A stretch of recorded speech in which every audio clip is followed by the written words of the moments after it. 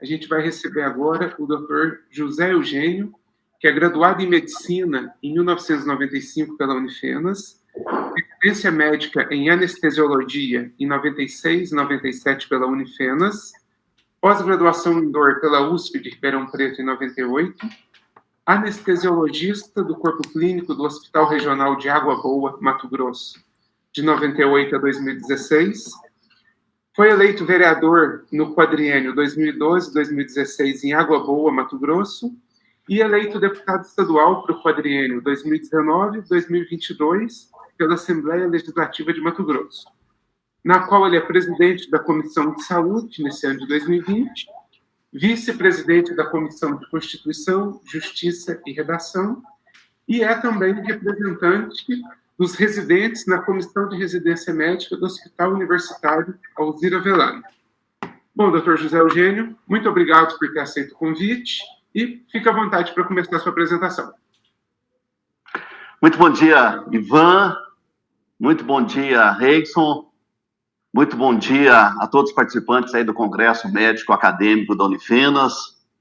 É um prazer, uma honra muito grande. Vocês nem imaginam a alegria que vocês me proporcionaram ao me convidar para que eu pudesse participar junto com vocês desse Congresso Médico Acadêmico aí da Unifenas. No dia que a Gabriele me ligou, a alegria foi tanta que eu aqui no Mato Grosso liguei para minha mãe que mora aí em Alfenas.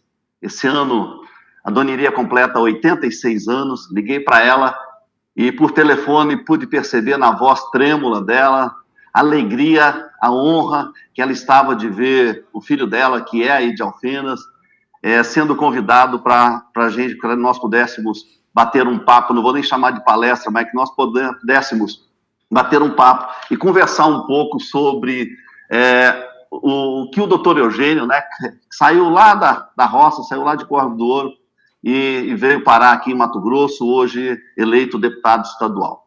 Quero agradecer muito a todos vocês, dos organizadores, em especial a Gabriele Pellegrini, do 9º período, a Renata Renó e o Wesley, do 8º período, juntamente com o professor Dr. Roberto, colega anestesiologista, esses que me deram essa honra de fazer o convite para que nós pudéssemos participar. Nós temos... Falei com ela, Gabriele, o que você quer especificamente que o doutor Eugênio fale, que o político, que o deputado fale? Doutor, conte um pouco a trajetória da sua vida, fale um pouco da importância que a Unifenas teve na sua vida, na sua trajetória, até os dias de hoje. Falei, isso é muito simples, é muito fácil, porque a Unifenas teve, sem sombra de dúvida, um papel fundamental nessa minha caminhada, não é? Então, eu quero agradecer mais uma vez ao Roberto, viu, Roberto? Meu colega anestesiologista, muito obrigado mesmo, de coração, por propiciar que nós pudéssemos participar. Eu quero, assistindo ontem algumas palestras, não é? Eu pude perceber a participação de alguns professores, né? E aí eu vi o doutor Adelino, né? Mandando uma mensagem. Ô, doutor Adelino, que saudade do senhor, viu? Das suas aulas aí de cardiologia. Doutor Adelino, que está desde os primórdios aí do Hospital Universitário. Saudade do senhor. O professor Baldim que tem uma história muito próxima, muito perto da minha. Eu tenho um agradecimento enorme ao professor Baldim por tudo que o professor Baldim fez por mim. Professor Baldim, eu não vou citar aqui a história, mas o professor Baldim propiciou o resgate de uma história da minha família. E essa gratidão eu vou levar de eterno comigo e fica aqui o meu reconhecimento. Tive aí a oportunidade de, na residência médica, ter o professor Bernardo, que agora acabou de sair de um quadro grave, foi infectado pela Covid, e graças a Deus está de novo aí dando palpite de novo nas redes sociais, né, Bernardo? Participando, tenho uma gratidão pelo aprendizado que o Bernardo pôde passar para nós. Doutor José Marcos, também meu professor de anestesiologia, uma formação muito grande pela sua seriedade, pela sua firmeza nas posições na conduta anestésica com os nossos pacientes. E depois, o nosso querido Aguinaldo. Aguinaldo que veio para o Hospital Universitário Alzira Velano exatamente no ano de 1996, quando eu e Daltinho, professor Dalton, né, éramos R1. Então, nós tivemos a oportunidade de receber o doutor Aguinaldo, que vinha do serviço da Santa Casa. O doutor Aguinaldo, então, começou a trabalhar, então, conosco no Hospital Universitário Alzira Velano, e mais de perto conosco o residente. Aguinaldo, para mim, Daltinho, foi, sem sombra de dúvida, um paizão para todos nós. Levo para a minha vida, Aguinaldo, os ensinamentos que você me passou, e uma gratidão também eterna por tudo que você proporcionou para mim e para o Daltinho. E agora, muito especial, o professor Daltinho, né? Daltinho, nós temos, até hoje, uma relação de amizade muito grande. O Daltinho também, que não tem como deixar de fazer parte da minha vida. Durante o período que a gente fazia residência médica, o Daltinho morava em Boa Esperança, e toda tarde, praticamente quase toda tarde, o Daltinho chegava e falava: Geninho, segura para mim aí no centro cirúrgico, segura para mim dar um pulo em Boa Esperança. E dessas idas e vindas de Boa Esperança, o Daltinho me apresentou uma menina lá de Boa Esperança, e essa menina é minha esposa há 20 anos. Então não tem jeito de esquecer do Daltinho, esquecer dessa passagem, e a gente se fala, sempre a gente se fala, vou a Alfenas, a gente se visita, e é sempre muito bom estar com o Daltinho. O Daltinho muito, muito bacana, muito leve, um cara espetacular, do qual eu tive a honra de fazer a residência médica. Nós vamos começar, então, a contar um pouquinho da nossa história, desde quando então, a nossa trajetória, desde onde eu nasci, até... Né? Então, foi... Só para que a gente possa aqui agora... Isso. Aí, aqui começa, então, a história nossa do Eugênio. Essa é a minha casa, onde eu nasci, lá em Córrego do Ouro. Eu fiz questão de colocar essa casa para mostrar a importância que tem da gente valorizar as nossas raízes. Independente de que sejam elas berços de ouro, ou que sejam berços simples, como é esse nosso. Foi nessa casa, exatamente nessa casa, no ano de 1965, que eu nasci, e tenho muito orgulho. Córrego do Ouro, que fica, todo mundo conhece Fama, não é? Qual estudante aí da Unifenas que não conhece Fama, né? E Córrego do Ouro fica, nós temos que pegar aquela balsa, atravessar do outro lado, e exatamente do outro lado, no distrito de Córrego do Ouro, foi que eu nasci. Logo, em 1973, a minha família, então, uma família grande, uma família de 9 irmãos, 9 mulheres e 2 homens, né? Meu pai era muito bom de fazer filho. Nós viemos, então, para Alfenas, morar em Alfenas, porque o grande sonho da minha mãe e do meu pai era dar estudo para os seus filhos. Meu pai só tinha o 4º ano primário, mas era um visionário. Ele entendia lá naquela época que a única forma que tinha dele deixar um legado, de deixar uma herança para os filhos dele, seria um diploma. E ele fez das tripas do coração para que ele pudesse ver o sonho dele e da minha mãe realizado, dando um diploma para cada um dos seus 9 filhos. Desses 9 filhos, 4 formaram-se dentista, uma advogada, uma fisioterapeuta, e eu me formei médico, e 2 irmãos não quiseram formar, mas estão extremamente bem, e com certeza o legado que meu pai deixou conseguiu fazer com que todos assimilassem aquilo que realmente ele queria. Esta é a imagem da banca de jornal lá de Alfenas, uma banca de jornal que ficava na rodoviária, e foi nessa banca de jornal que eu trabalhei durante muitos anos. Foi nessa banca de jornal que eu conheci boa parte da população de Alfenas. Eram pessoas que iam comprar jornal, curiosos, que iam folhear as nossas revistas. Eram gente de toda a classe social, rico, classe média, pobre. Eram gente dos quais nós tínhamos um contato muito grande, e que foi um período muito gostoso, de muito aprendizado durante a minha infância, né? dos 9 até a minha juventude, que nós trabalhávamos nessa banca de jornal lá na rodoviária. Foi aí que começa a Unifenas definitivamente entrar na vida da gente. Nós entramos em medicina, na segunda turma da medicina, em 1990. E eu tive a minha passagem pela Unifenas, uma passagem muito bacana. Nós marcamos posição dentro da Unifenas, nós tivemos a oportunidade de ser presidente do diretório acadêmico em 1993.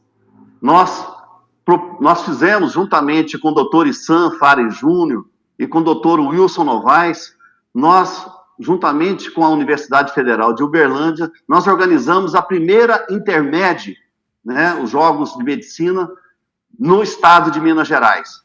Foi muito bacana, foi uma experiência muito interessante, e o nosso diretório acadêmico aí, viu, Ivan e Gabriele, Renata, Wesley, vocês são da comissão, né, fazem parte desse movimento estudantil, deixamos essa marca criando os primeiros Jogos de Medicina que foram realizados na cidade de Uberlândia.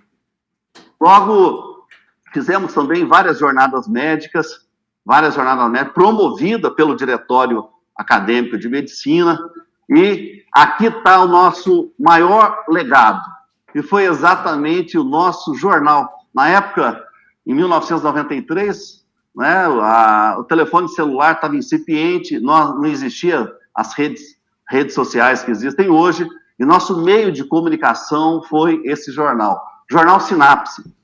Jornal este que o próprio nome, Sinapse, né, que toda essa junção nervosa aí de união, né, foi um nome escolhido, foi um concurso que nós fizemos dentro da medicina, e o nome escolhido foi Sinapse. Está aí o número 1, no ano de 1993. Eu tenho alguns exemplares ainda desse jornal e vou disponibilizá-lo para vocês, para que vocês possam anexar no acervo aí da escola, no acervo da medicina, porque com certeza faz parte. Essa capa do jornal era um projeto da psiquiatria, e esse quadro é um quadro que foi pintado por um dos pacientes psiquiátricos do projeto da Universidade de Alfenas, que tratava esses pacientes psiquiátricos.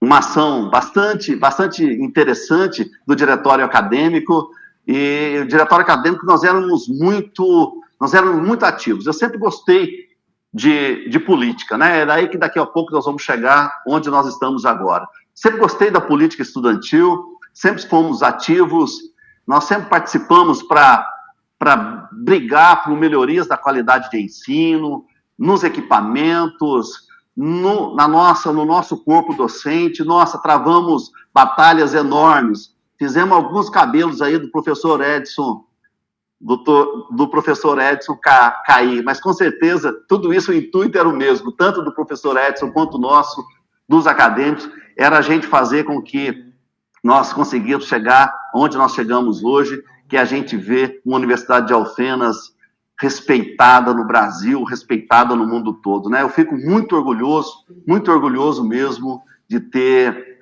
saído dessa escola, de ter tido os meus aprendizados nessa escola, e tudo que eu trago para a minha vida, com certeza, a Universidade de Alfenas faz parte, e eu levo isso por onde eu ando. Então, chegou o dia da nossa formatura, e eu prometi hoje que eu não ia me emocionar ao falar disso, e vou conseguir passar sem me emocionar. Mas foi um dos momentos mais emotivos durante o período de graduação, foi exatamente esse da formatura. Aconteceu um fato sui generis, que a formatura era no dia 8 de dezembro, e no mês de outubro, no dia 4 de outubro, meu pai teve um acidente vascular cerebral, né? O meu pai, que apesar do 4º ano primário, ele adorava fazer discursos, e ele estava super empolgado, não só com a formatura do filho, o primeiro filho formando em medicina, mas ele estava extremamente empolgado, porque ele tinha me ajudado, junto com o Daniel, a escrever o texto do qual eu ia fazer a minha oratória. E, infelizmente, no dia 16 de outubro, 12 dias depois, internado aí na UTI do Hospital Universitário Alzira Velano, e por mais coincidência ainda, além de ser o dia 16 de outubro, que é o dia do anestesiologista, também eu fazia o estágio, aquele estágio que era obrigatório durante os 2 meses na UTI. Então, durante 12 dias, né, além de ser o médico assistente ali, ser o curioso ali também, ser o filho, enfim, uma novela, um filme passou na minha cabeça em todo esse período, esses 12 dias. Infelizmente, no dia 16 de outubro, meu pai faleceu, e aí foi uma tristeza muito grande, porque a gente não queria mais ser orador da turma, mas a minha turma buscou, lá no fundo da minha alma, buscou mais um fator emotivo aí, mais uma motivação para que eu pudesse, aí sim, dizendo que era uma forma de eu homenagear meu velho, levar adiante a oratória da turma, e eu fiz nesse dia 8 de dezembro de 1995. Né? Não foi fácil, foi um dia muito, muito triste, mas que também um dia de glória, um dia onde nós vimos que todo aquele trabalho, tudo aquilo que ele sonhou, ele e minha mãe, para que nós pudéssemos chegar até aqui, tinha acontecido. Então, motivo de muito orgulho para todos nós. Então, terminando então a graduação, eu passei na residência médica aí no Hospital Universitário Alzira Velano, fiz a residência, como eu já disse, os 2 anos, 96 e 97. E aí, então, em setembro de 97, três colegas, eu, doutor Ivan Cardoso, que fazia residência aí também no Alzira Velano, em ginecologia e obstetrícia, e o doutor Giovanni Guarda Garcia, que é professor de vocês aí hoje, que é cardiologista, que é plantonista da UTI do Hospital Universitário Alzira Velano, nós decidimos que nós queríamos vir para o Mato Grosso. Não perguntem vocês muito por quê, mas é uma coisa meio intuitiva mesmo. Queríamos vir para o Mato Grosso, dizia-se que o Mato Grosso era a bola da vez dos estados no Brasil, muito promissor, com grandes oportunidades. Então, em setembro de 2007, nós tiramos férias e nós viemos, então, conhecer o Mato Grosso. Está aí os 3 mosqueteiros, eu, doutor Ivan Cardoso ao centro e o doutor Giovanni. Viemos conhecer, se vocês observarem ao fundo, está uma formação rochosa, que é a Serra do Roncador, que é um símbolo aqui do Araguaia, que inclusive na sexta-feira passada teve um Globo Repórter falando exatamente sobre essa serra aí, a Serra do Roncador. Essa foto aí é de 1997, né? Veja que o Giovanni, as pernas, estavam até com as pernas bonitas ainda, não estavam cheias de varizes como estão hoje, né, Giovanni? Mas nós então rodamos durante 15 dias aqui em Mato Grosso, para a gente achar um local onde nós pudéssemos construir um hospital, montar um serviço de saúde. E, infelizmente, o Giovanni depois acabou desistindo, o doutor Ivan veio comigo também, e, infelizmente, por uma fatalidade, algum tempo depois ele veio a falecer, e eu fiquei sozinho aqui no Mato Grosso. Do sonho dos 3, apenas eu fiquei em Mato Grosso, dando sequência naquele projeto que nós tínhamos levantado. E eu vim para o Mato Grosso porque, primeiro, que eu sou um aventureiro por natureza. Eu acredito que é possível a gente acreditar nos nossos sonhos. Eu vim para o Mato Grosso porque eu sou apaixonado por algumas coisas na vida.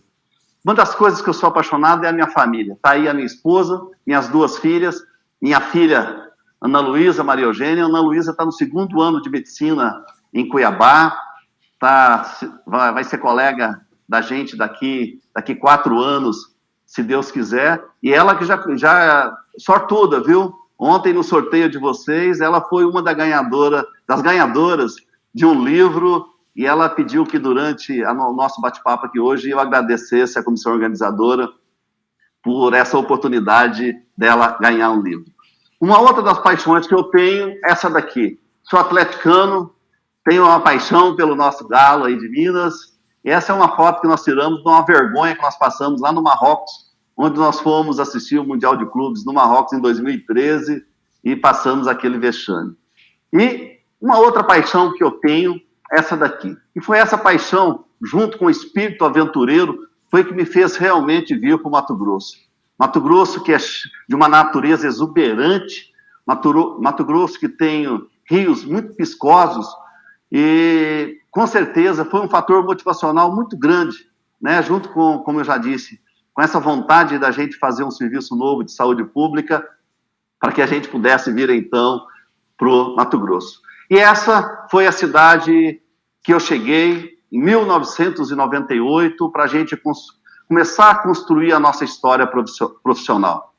Água Boa, com aproximadamente, na época, 16 mil habitantes, só tinha 2 avenidas asfaltadas, o restante da cidade toda de terra, não tinha água tratada com qualidade, não tinha energia elétrica, eram grupos geradores de energia, onde se desligava às 10 horas da noite, depois de um tempo, depois passou a desligar à meia-noite, até que definitivamente foi interligada pela Rede Nacional de Energia Elétrica, e nós passamos, então, a superar esse problema nessa época. Então, Água Boa foi a cidade que nos acolheu, hoje com 35 mil habitantes, uma cidade planejada, uma cidade colonizada pelo pastor Norberto Schwantz, não é? Foi também um idealizador dessas colonizações, e ele que criou essa cidade. Então, uma cidade muito bonita, com ruas muito largas, né? Dá para descer até uma aeronave nessas ruas.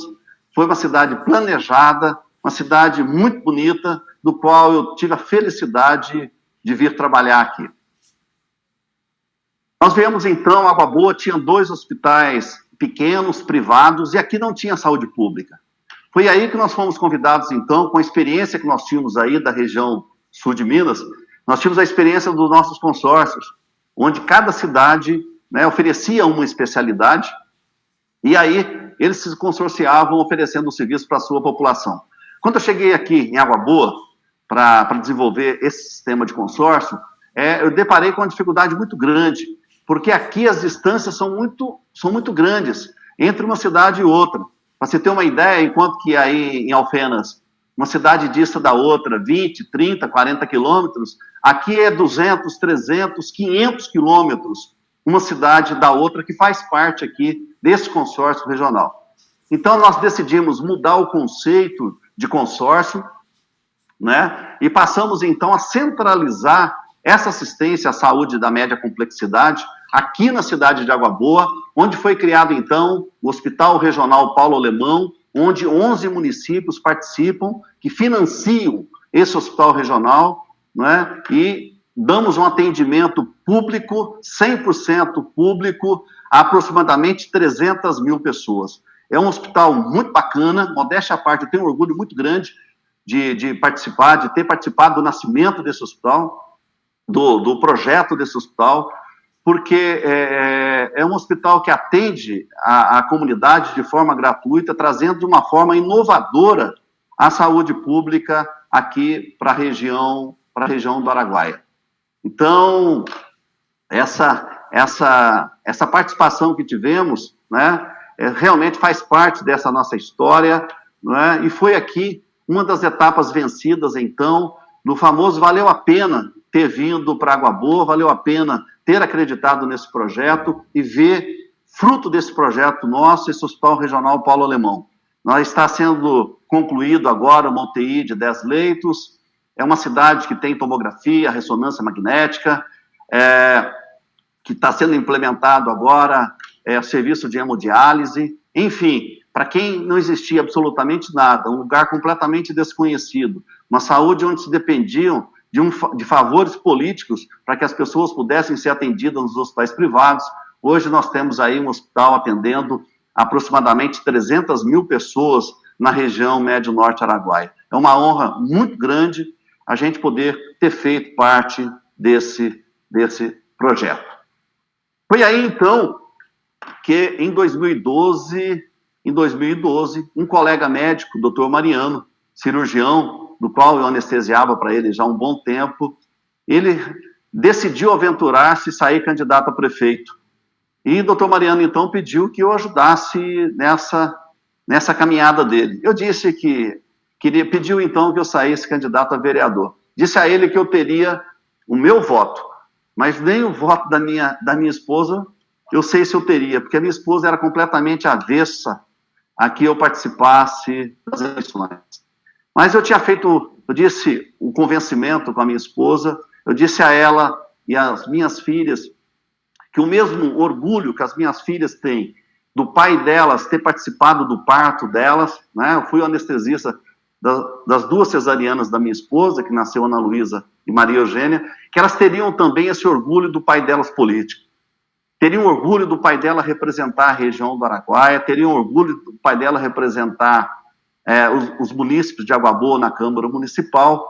E aí convenci a parte mais difícil, que era a minha esposa, saí candidato a vereador, fui o segundo vereador mais votado da cidade de Água Boa.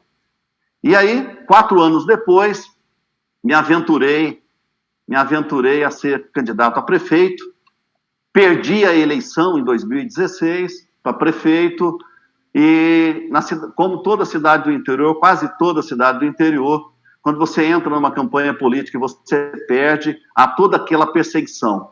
Aquele mesmo hospital que eu ajudei a criar, eu fui demitido desse hospital, e aí, como anestesiologista, eu tive que procurar um lugar para trabalhar. E aí Deus coloca as coisas na nossa vida, né? Tem um ditado que diz que o diabo fecha uma porta e Deus abre 10 janelas, não é? Apareceu um anjo também na nossa vida, que foi a doutora Denise. Doutora Denise é oftalmologista aí em Ribeirão Preto. Depois vim a saber, né, por uma coincidência muito grande, a Denise me localizou aqui em Água Boa, me convidando para fazer parte de um projeto do governo do estado de Mato Grosso, que era levar cirurgias de catarata e pterígio para todo o estado do Mato Grosso. Vinha saber depois que Denise era de Alfenas, na verdade é de Alterosa, não é? Ela nem gosta que fala muito, né, Denise? Mas a Denise é de Alterosa, mas desde pequenininha ela mudou para Alfenas, filha da dona Terezinha, professora de geografia, foi minha professora na escola polivalente, amiga, Denise, amiga e médica do doutor José Ademar Baldim, né? A Denise, então, me convidou para esse projeto e eu prontamente aceitei. E durante 2 anos, nós tivemos a oportunidade de rodar de norte a sul, de leste a oeste, o estado de Mato Grosso, participando dessa cirurgia de catarata, onde eu me tornei uma pessoa muito conhecida por todas as regiões aqui do estado do Mato Grosso, que nos encorajou, que nós saíssemos, então, em 2018, né, aceitando o convite do presidente nosso, do partido, o deputado Max Russi, aceitamos, então, o convite de sair candidato a deputado estadual, representando aqui a região do Vale do Araguaia, que durante muitos anos era conhecida como Vale dos Esquecidos. Tive a felicidade, fui eleito deputado estadual, né, e pela primeira vez na história do Médio e Norte Araguaia, nós tivemos um deputado eleito aqui na região, que pudesse representar essa região, tivesse a cara dessa região. E tenho, assim, procurado fazer das tripas do coração para que eu possa representar com muita dignidade essa região. Só para vocês terem uma ideia, o Araguaia, além das suas belezas naturais, para quem já conhece, para quem não conhecer, no final vou passar um vídeo de 3 minutos, peço que tenham paciência e que assistam esse vídeo. O Araguaia tem uma dimensão territorial gigantesca, não é? Se nós pegarmos de uma extremidade à outra, ou seja, de Alto Taquari a Vila Rica, são 1.150 quilômetros de extensão. São 33 municípios que compõem o Vale do Araguaia, e pela primeira vez essa região tem, então, essa representatividade lá na Assembleia Legislativa. E olha que é uma região que não tem por que ser chamada de Vale dos Esquecidos.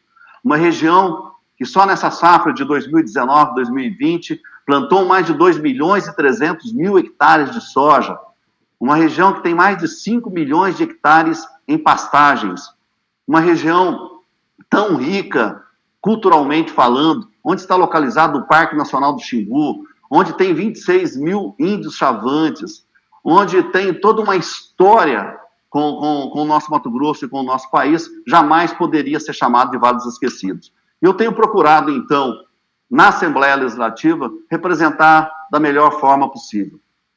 Como o Ivan já leu o meu currículo no início, né, faço parte de 2 comissões extremamente importantes. Eu presido a Comissão de Saúde essa que é composta por 4 médicos e um profissional de carreira da Secretaria Estadual de Saúde. É um pediatra, um nefrologista, um sanitarista e o Paulo, que é o técnico da Secretaria Estadual de Saúde. São cinco deputados que têm já um vínculo de muitos anos com a saúde, principalmente a saúde pública aqui no estado de Mato Grosso. E, modéstia à parte, temos feito uma diferença muito grande nesse quesito, porque nós, quando assumimos a Comissão de Saúde, nós não assumimos simplesmente para ocupar um espaço do qual é obrigatório por lei. Nós assumimos um espaço do qual nós conhecemos daquilo que estamos falando. Nós vivenciamos em cada um dos nossos municípios, vivenciamos na nossa região aquilo que nós falamos, que nós defendemos aí na Assembleia Legislativa.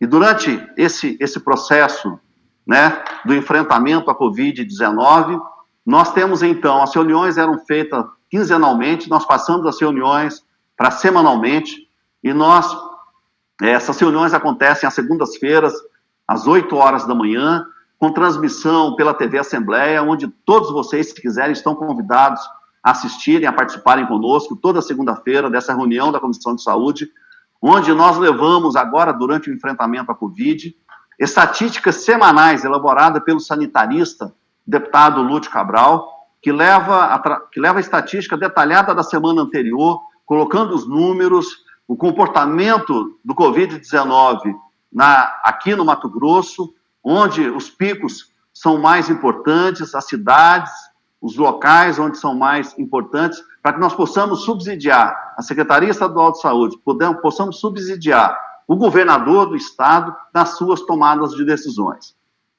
Infelizmente, eu digo 2 vezes, nem sempre o governo acaba escutando, né, o que a Comissão de Saúde preconiza e orienta o governo. Mas, de uma forma geral, né, nós temos contribuído muito.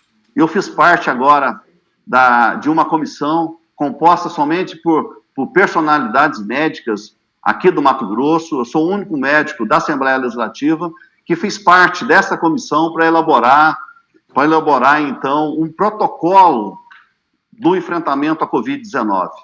Esse protocolo, depois, vou disponibilizar para vocês aí, Gabriele, Renato, Wesley, Ivan, para vocês acadêmicos, vou disponibilizar esse protocolo nosso aqui do Mato Grosso para vocês, e ele serviu de subsídio para o governador pudesse adquirir materiais e medicamentos, e também para que pudesse para fazer as suas tomadas de decisões, que, diga-se de passagem, a gente colocando no lugar dos prefeitos, dos governadores e do presidente, são tomadas decisões extremamente difíceis. Nós sabemos que boa parte do enfrentamento ele é empírico, e a única coisa que nós temos convicção realmente baseada em evidências, é a tomada de decisão baseada no isolamento social. Nós sabemos que o isolamento social é a ferramenta mais importante do enfrentamento à Covid. Mas, por outro lado, também, nós nos colocamos no lugar dos gestores e sabemos que isolar toda uma comunidade fica muito difícil se nós formos levar em consideração o lado econômico também. Nós sabemos que as 2 coisas andam juntas, andam atreladas, e que essas tomadas de decisões são extremamente difíceis. Não queria, de forma alguma, estar na pele desses gestores na hora que se deve provocar um lockdown, na hora que se deve flexibilizar toda a economia. Enfim, são decisões difíceis, mas o que nós estamos vendo, números extremamente estarrecedores no Brasil. Ontem, a marca de 100 mil mortos. Assim, e é engraçado porque acabou de acontecer um acidente agora lá em Beirute, né, com mais de 100 mortos, com mais de 5 mil pessoas que foram afetadas, né, mas que acaba causando uma comoção muito grande. Em contrapartida, mais de 100 mil brasileiros perderam a vida, e parece que para muita gente isso é muito natural, isso é muito normal, e isso tem causado a mim uma sensação muito estranha, uma sensação muito triste, né? Nesse enfrentamento, uma sensação de impotência muito grande, como se diz, será que a gente não poderia ter feito algo mais para poder evitar que algumas mortes dessas poderiam ter ocorrido? Fica essa interrogação, fica essa uma reflexão para cada um de nós, não é? Para que sirva de lição, que sirva de experiência, porque a vida realmente, depois desse enfrentamento da Covid, a vida é outra, a forma de nós enfrentarmos os nossos relacionamentos são outros, e só Deus sabe onde nós vamos chegar. Nós então, durante então esse enfrentamento da Covid, nós tivemos um problema muito sério com a comunidade indígena. A comunidade indígena, onde nós temos duas grandes comunidades, os povos xinguanos, com aproximadamente 9.500 índios, 16 etnias, e os povos chavantes, são 26 mil índios chavantes, que por um problema cultural, uma dificuldade muito grande de aceitar o que é indicado para o tratamento, de aceitar o isolamento social, eles vivem em aglomeração pela própria cultura, já vivem em aglomeração. Então, aqui, algumas fotos. E nós tivemos então, anteontem, a morte desse grande líder do Parque Nacional do Xingu, é o cacique Aritana, que talvez muitos de vocês já tenham visto falar do cacique Aritana, que é conhecido no Brasil, que é conhecido no mundo todo. Eu tive a felicidade de conhecê-lo desde 1998, é um grande líder mesmo, e anteontem morreu em Goiânia de Covid-19, deixando uma tristeza aqui para todos nós, especial para nós aqui do Araguaia e para mim, que fui um amigo pessoal do cacique Aritana. Nós sabemos aqui que essa região nossa do Araguaia, para que ela pudesse se desenvolver, nós temos ainda muitos gargalos ainda para possamos solucionar. Questões estruturais de pontes, e aqui eu cito um exemplo do Rio das Mortes, onde todo o calcário que é utilizado aqui na lavoura de soja, algodão, milho, gergelim, aqui do Araguaia, Xingu, ele é retirado do outro lado do rio, no município de Cocalinho, e mais de 1 milhão de toneladas de calcário são retirados anualmente, e essa balsa faz a travessia de aproximadamente 450 caminhões, bitrens, por dia, né? Então é um trauma muito grande essa travessia, e agora, se Deus quiser, estamos numa ação muito intensa para que nós possamos, então, fazer essas obras estruturantes aqui da região do Araguaia, para que nós possamos efetivamente ser incluídos aí no mapa geopolítico aqui do estado de Mato Grosso.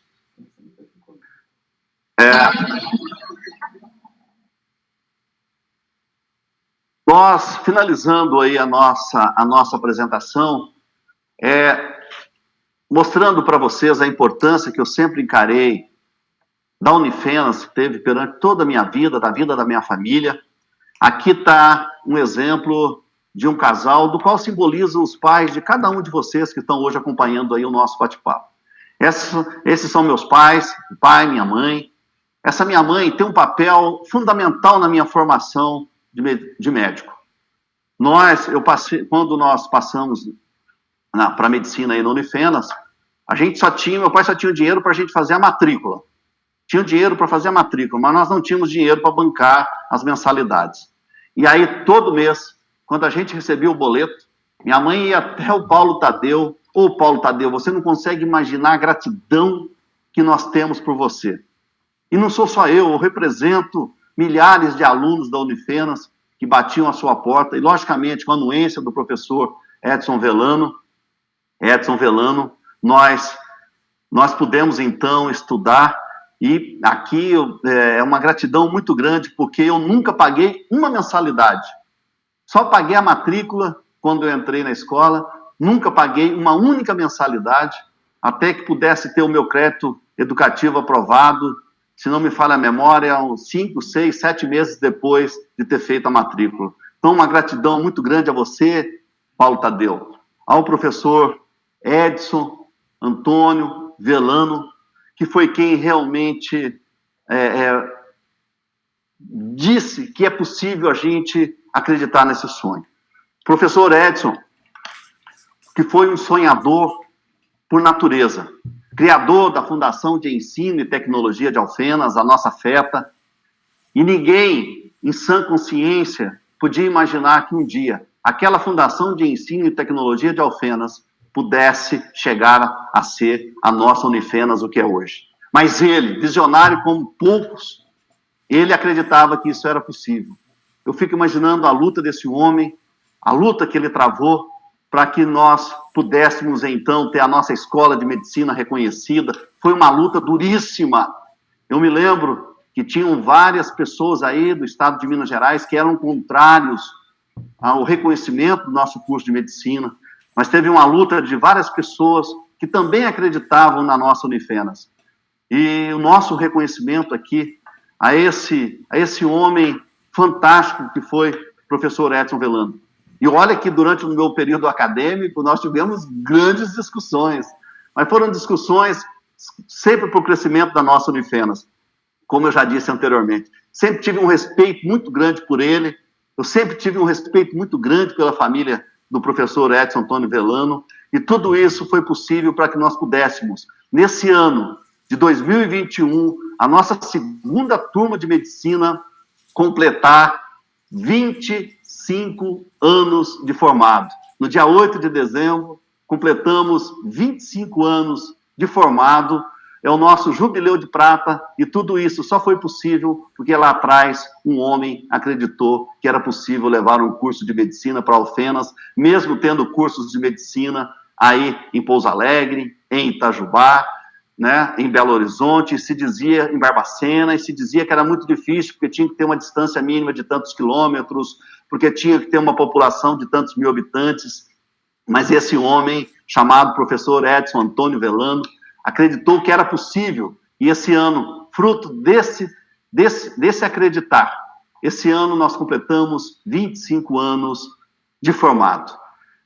Antes que eu possa concluir nosso bate-papo, eu quero passar para vocês uma mensagem que eu gosto muito. Eu acho que todos assistiram um filme chamado O Resgate do Soldado Ryan.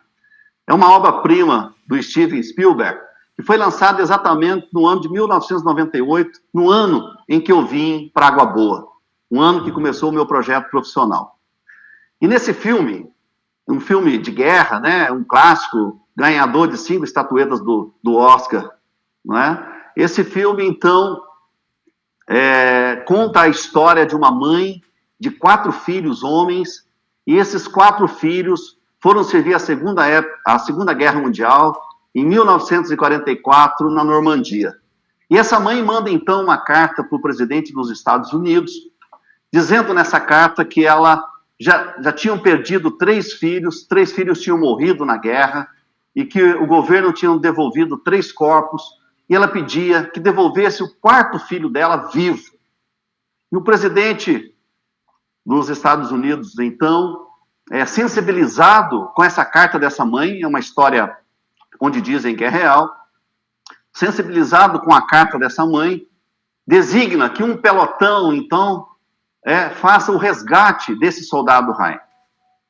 Então, esse pelotão, comandado aí pelo capitão Miller, ele, então, juntamente com mais seis soldados, sai em busca, então, do soldado Ryan aí na Normandia.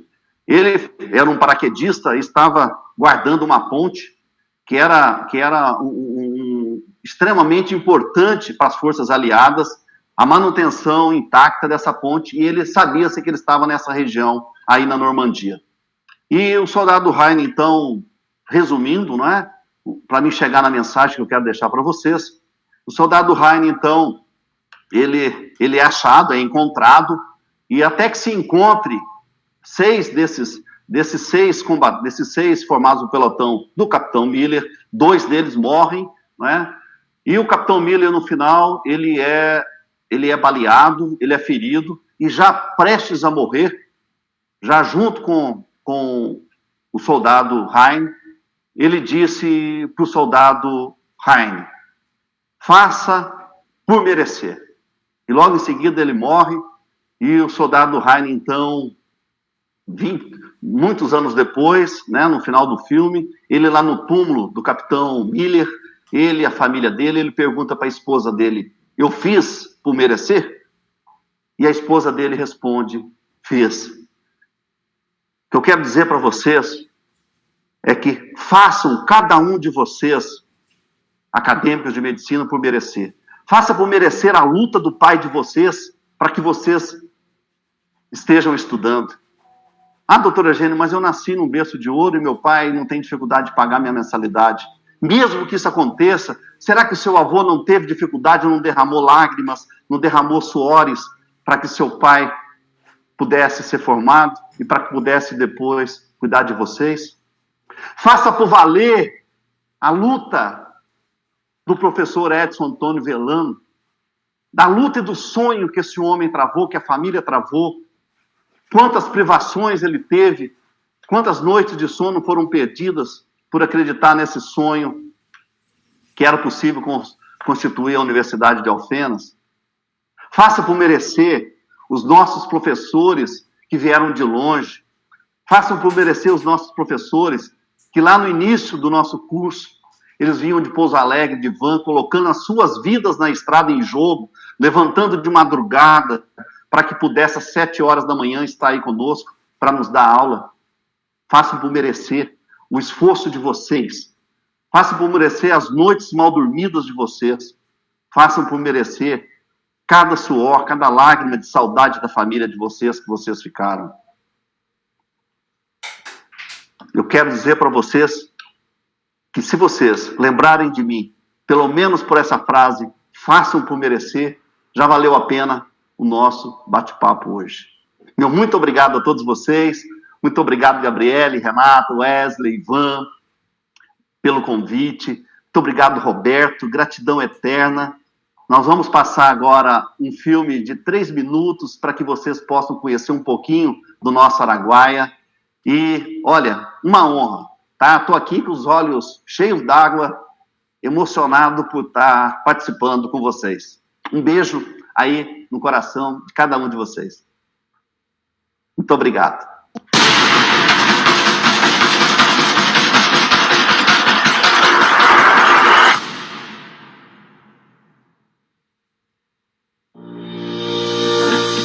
Com um reconhecido potencial agrícola, econômico e turístico, o Araguaia é destaque em todo o Mato Grosso. Composta de 32 cidades de terras ricas e férteis, a região do Araguaia é um grande polo produtor do estado. Segundo o IMEA, a estimativa para a safra de soja 2018-19 é de 1,8 milhões de hectares e a colheita em torno de 6,2 milhões de toneladas. Além da soja, a região também se destaca na produção do milho, com uma área de 580 mil hectares e mais de 3 milhões de toneladas na colheita. A área para o rebanho bovino na região chegou a 5,8 milhões de hectares. Para o IBGE, a população residente é destaque no IDH. Entre todos os municípios do estado, a região do Araguaia alcançou a colocação média. E a expectativa é que até 2022 alcance a colocação alta. Barra do Garças, Pontal do Araguaia e Água Boa já estão no nível alto, entre as 20 melhores cidades para se viver no estado. Porto Alegre do Norte, Canabrava do Norte, Confresa, Luciana e Vila Rica, na projeção do IBGE, alcançarão até 2022 uma média entre 0,6 a 0,8 pontos, aumentando e muito a renda, a longevidade e a educação.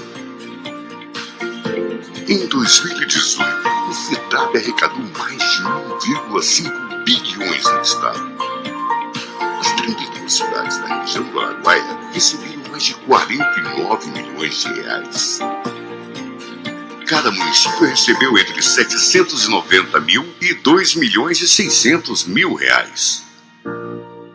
mas a região ainda sofre com escoamento. Um exemplo é o calcário extraído em Cocalinho. A falta de uma ponte sobre o Rio das Mortes, em Nova Nazaré, obriga os caminhoneiros a utilizarem um arriscado serviço de balsa, que onera o frete, geram filas e aumenta o tempo de transporte. E olha que o calcário representa hoje um faturamento de 70 milhões por ano. Mas a saúde também sofre a falta de investimentos. Temos somente 3 hospitais regionais nas cidades de Água Boa, Barra do Garças e São Félix do Araguaia. Os 3 hospitais passam por situações econômicas difíceis, pois os repasses constantemente são feitos com atrasos, prejudicando a população. A beleza do Rio das Mortes, a magia da Cachoeira da Fumaça e a sensação de tranquilidade nas nossas praias naturais, formadas pelo Rio Araguaia, infelizmente sofrem por falta de investimentos para o crescimento do turismo. Algumas cidades já estão cadastradas no Programa de Regionalização do Turismo, desenvolvida pelo Ministério do Turismo para que possam receber investimentos. Cidades que ainda não foram cadastradas poderão, após o mês de abril, solicitar o cadastro para serem avaliadas e receber os investimentos. Hoje, aqui não é mais apenas o Vale dos Esquecidos. Juntos estamos mudando a realidade. É verdade que possuímos vários problemas, mas é com a nossa união que vamos buscar soluções para todas as dificuldades. O Vale do Araguaia vai ajudar Mato Grosso a ser o melhor estado para se viver no Brasil.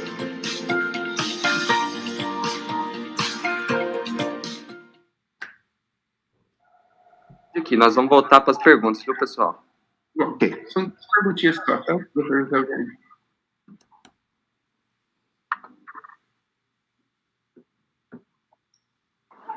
Pode começar, Ivan.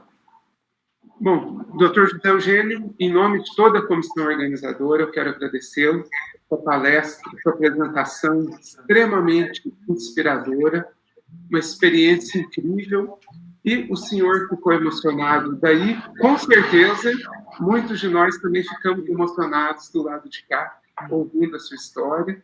Com muita justiça, o senhor fez menção do professor Edson Geloni, que com certeza foi um visionário, e o senhor exemplificou o quanto uma iniciativa de Alfenas pode mudar o país, até o mundo como um todo, a médio prazo. E, é claro, a gente não pode deixar de mencionar a sua simpatia, né? Que a gente nem viu o tempo passar, extremamente agradável a sua fala. Muito obrigado. E eu tenho apenas 2 perguntinhas que o pessoal mandou aqui.